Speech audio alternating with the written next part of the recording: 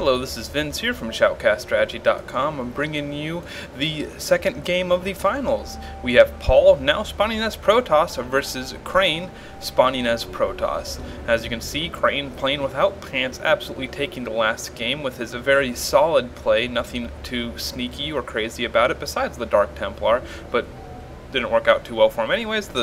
Mainly his macro just overtook Paul.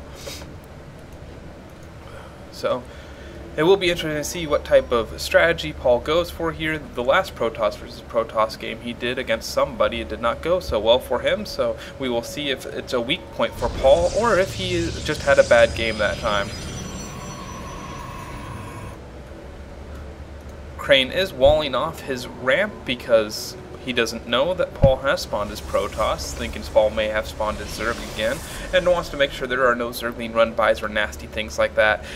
And of course, Khrane is having to send out a very early scout to make sure that Paul is not a Zerg or any other nasty race like Terran or Protoss. Yes, all three races are nasty. And he sees that it's the nasty race of Protoss. So, almost unfortunate you have to do this early scouting against a random player, but that is the advantage of playing random. It forces that probe to get pulled probably a little earlier than your opponent would like. And the gateway did go down on 12 for Paul with a 13 gas, fairly standard timing, and you can see the gas going up for Khrane about the same time. So, doing very similar builds, which isn't too surprising since that's a very standard opening for Protoss. Khrane keeps harassing this pylon, which I've made mention before, is probably the most boring job ever for a probe ever. The probe does a whole whopping of 5 damage to something that has 400 life, so good luck with that. And no transfer onto the gas yet, a little bit delayed here, not a huge deal as long as I don't check over here and see the gas, and by the time I look back there's still no gas for Paul. See now the gas for Paul, not a huge deal. Switching the production tab, second pylon going up for Paul, but he is currently supply blocked right now, so he can't even be building more probes. That will actually put him behind a little bit and actually hurt him, because up here we have 2 pylons for Khrane, so there is no supply locking for Khrane, and he's just going to keep cranking out the probes. To demonstrate my point, and there are now no probes being built in the Nexus anyways, it is 18 to 16 harvesters, so that may not seem 19 to 16 harvesters. That little bit makes a pretty big difference. As you can see, the income is about 100 difference between the two players, and that can cause huge problems. And Paul finally remembered to crank out some probes. If early aggression comes from Khrane, it could be a problem since that 100 minerals is a zealot or 2. And chasing Paul's scouting probe around with the zealot. And oh, there's a stalker to take care of any funny business now. And I do like how Khrane did not wall off. He's got a slight little, his buildings are in the way, but it's not like a one-path wall off, which makes it very hard for him to move in and out of his base. That's as much of a disadvantage to you as it is to your opponent in anything besides versus Zerg, so at least in my opinion it is. Still no second gas from Khrane. Second gas just starting to go down for Paul. Looks like he did supply lock himself again, but here comes that pylon to save the day. As you see, he's now 29 out of 34 food, and Khrane is ahead in 33 out of 34. We switch back to the income tab. He's now got a 4 harvester advantage, and that's probably due to the supply locks from Paul. Warp gate almost done. His 3 warp gates finishing right now. And he's going ahead and throwing down an early expansion, so now he will be definitely taking an economic lead as long as Paul doesn't do any early aggression to stop that.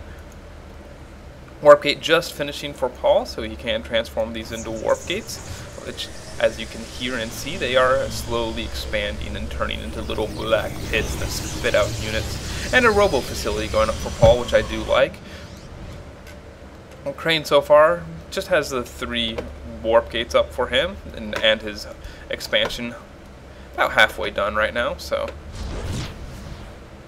scouting probe from Khrane, seeing what's going on.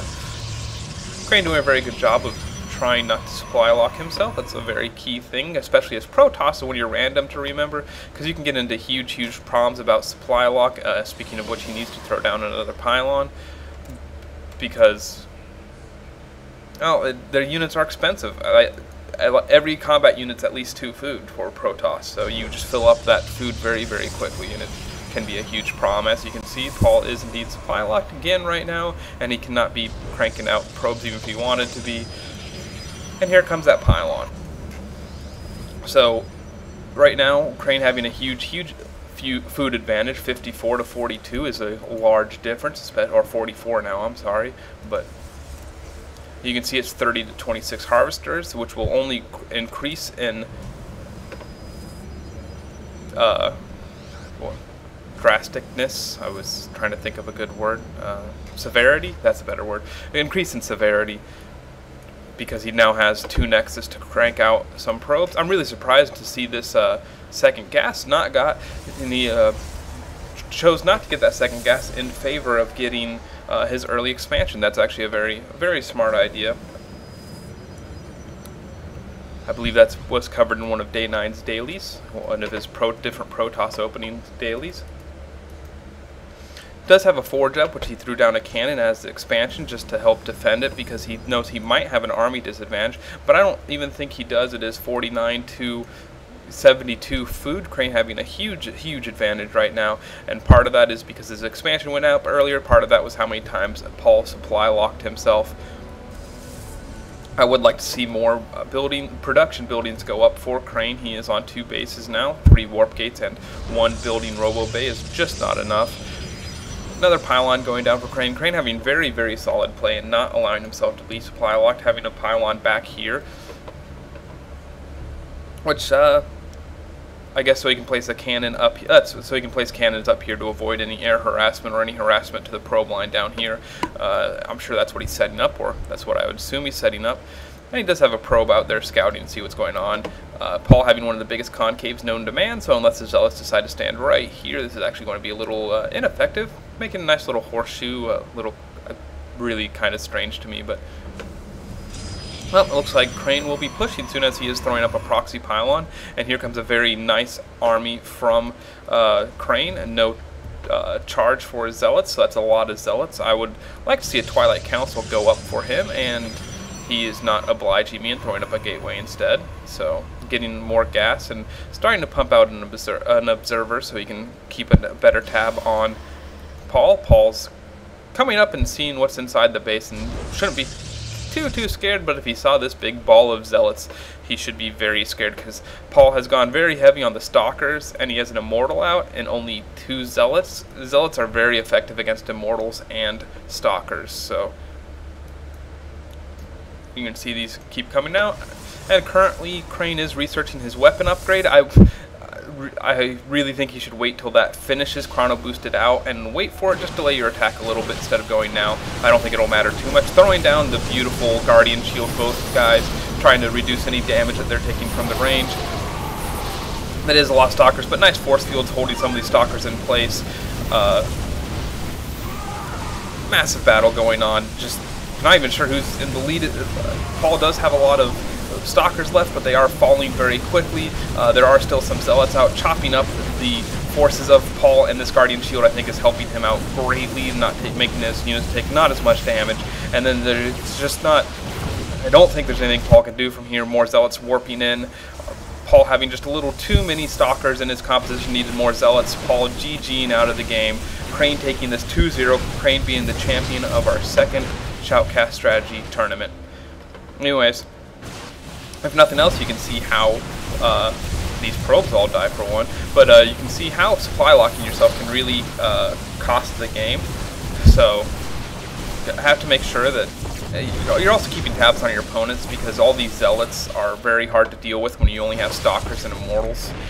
And a little bit of dancing from the Immortal as he gets ready to sacrifice his life to prove that he is not actually immortal. So anyways, I hope you enjoyed watching this game.